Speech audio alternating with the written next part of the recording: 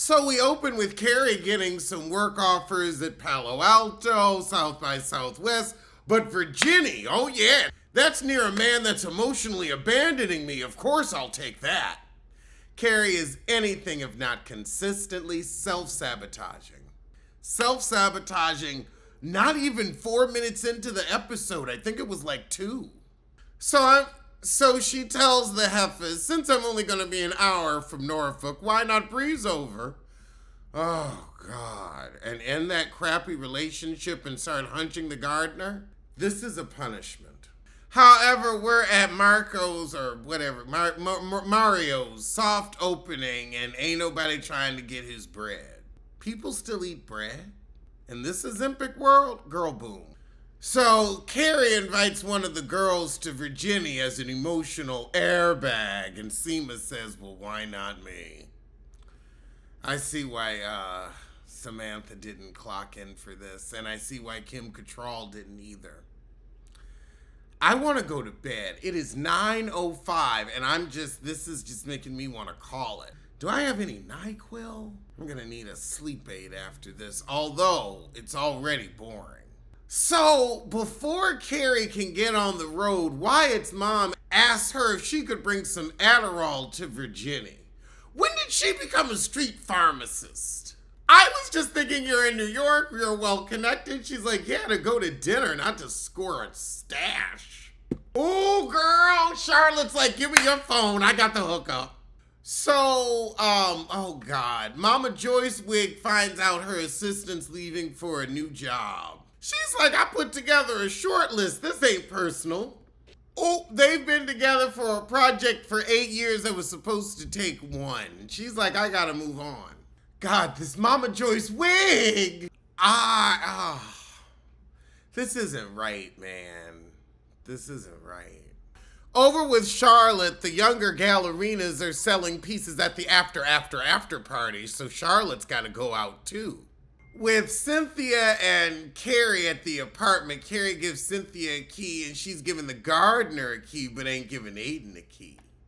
How significant. Cynthia's trying to figure out how to ask that office lesbian out, so she said I'm asking her for some on-camera tips before I try to get her off-camera tits. Oh, Jesus, Charlotte whining to her family, the family that she begged for, I can't.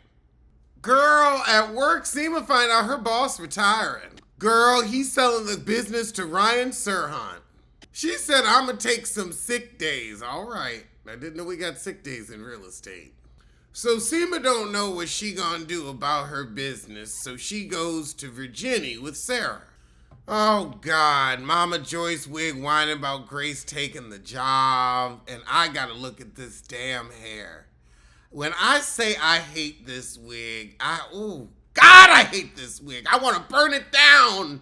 It is just the ugliest little thing I've ever seen in my life. Why? Why do we have to deal with this ready Mama Joyce wig every week? Why are we watching this show? So Seema whining about this job being a man's number 2, then start your own agency and stop whining. We've got Cynthia on her date. And of course, the lesbian's gotta put her hand on her chest to give her a lesson in breath. Breathe. Feel the breath. Lesbian breath. This is the dumbest show. Lesbian breathing. We got Shar and her husband trying to keep up with the afters. Oh God, Harry pissed his pants. My allergies are acting up because I'm allergic to a shitty show. So Seema realizes she wants her name on the business. Carrie whining, Aiden didn't ask me to stay because you knew he wasn't going to. I'm tired of this. Start hunching the gardener. Girls, so Charlotte stay out all damn night and don't sell shit. Mama Joyce Wig gets a pep talk from her leaving editor. I gotta pee. This is a chore and a snore. We gonna sleep good tonight. Oh, God. So the next morning, Carrie's all, why didn't Aiden invite me? Who goes out of state for this? This is basically the same shit you went through with Burger, where you went out of state to badger him into being with your ass. Oh God, Mario and this damn bread, don't nobody care.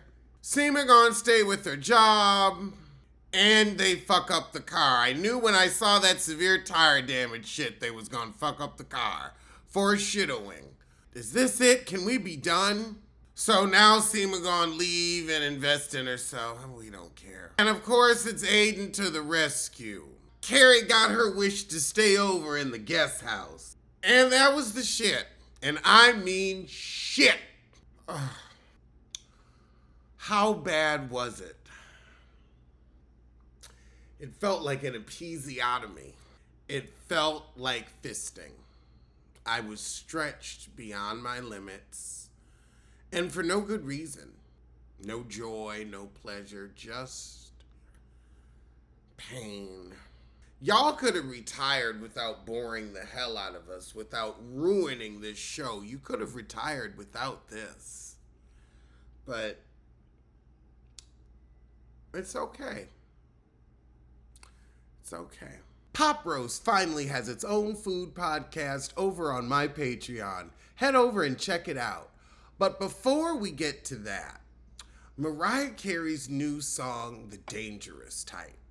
This is what I mean when I say aging gracefully and not trying to dress mutton up as lamb. Dangerous type? We looking for the dangerous type heading, you in your 50s. You mid-50s. We ain't looking for nobody dangerous in mid-50s, in early 40s. I'm looking for the routine type. Pays his insurance on time. That's what I'm looking for. The routine type. I want a man that's a little boring, just a little boring, not too much, but dangerous. Dangerous is dangerous at our age. The fuck? You had that Australian man waste your time and wanted to act like you got a fee out of him. Girl, boom. No, you didn't. Like Portia ain't getting nobody's $40,000 alimony. What country is going to enforce it? The agreement wasn't done in Nigeria, therefore Nigeria has no interest in enforcing it. And America has no power in Nigeria, and that's where he'd have moved all his money. What, $4 or $3 here, she might be able to try to claw at, but she's gonna have to get a judgment first, and by the time that judgment comes through, baby, that money will be out of town. I don't know how much you're gonna get on this damn house, because since he's no longer paying, since he no longer lives there, since he no longer lives in the country, you owe all that mortgage. So yeah, if he had stayed in America and you could go after his funds, he'd be forced to keep you in that house for 36 months. But I don't think he's just gonna be paying out of the goodness of his heart. To see a 44-year-old scammer get scammed by a 60-year-old scammer is truly a hoot. Bravo needs to do a spinoff on that. But without further ado, PopRoast Eats. This episode is we are going to do what we do best. We're going to talk about food. We get caught up in food every episode darn near, whether it's about, whether food is in the news, like, they're bringing back the new chicken wraps, or whether, we're talking about a restaurant we want to go to, ordering king cake. Anyone? Yeah.